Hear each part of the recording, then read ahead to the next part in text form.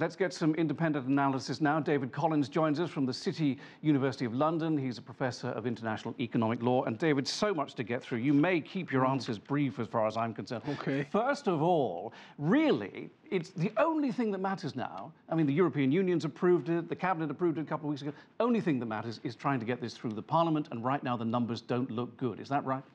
It would seem as though it's unlikely that this deal is going to survive the vote in Parliament. That's my sense based on who I've been speaking to and what I've read in the papers.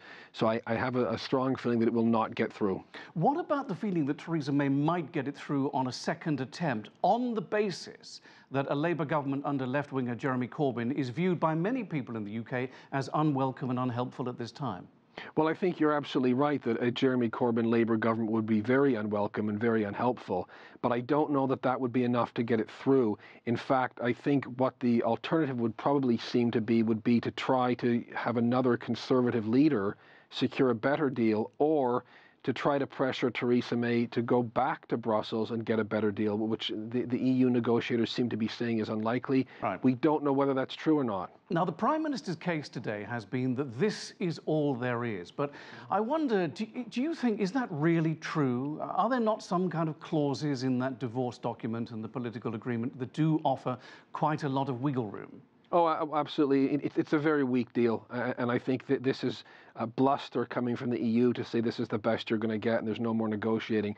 They've been much shrewder than the UK have been in terms of placing pressure on the other side. So obviously, one of the changes that you could get to improve the deal would be to have a clear end date for the withdrawal agreement instead of this ridiculous potential for constant renewal. Extending it indefinitely. And then, of course, this very vague political document that's come out that talks vaguely about some future customs arrangement that's not legally enforceable. We don't know whether it would be the free trade agreement that we want. It looks more like it would keep us in the customs union. And then you have the issues, obviously, about the amount of money that's being handed over, the 39 billion. What are we getting really in exchange for that? And there's clauses in this massive withdrawal agreement that suggests that the UK may be on the hook for the EU's debts. So it's a very, very weak deal. And I think it's really a mockery of the whole process to say that this was the best deal that we could have gotten. Can we just quickly look at a couple of individuals? Jeremy Corbyn is the Labour leader. He says Labour won't support the deal, but people voted heavily in Labour areas for it. So do you think that a notion of reality might take over and force his hand ultimately? Well, what you'll probably see in the time leading up to the vote is this pressure on the public to the horrendous no-deal nightmare scenario, which we've been hearing for so long, which I don't believe is true. And I would like to think that the penny's beginning to drop, that it's not true.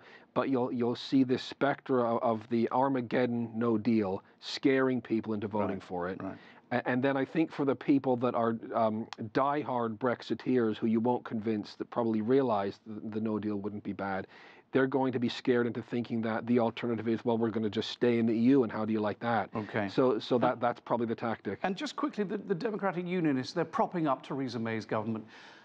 They're against the deal, but I wonder whether additional spending sent to Northern Ireland might convince them to change their minds.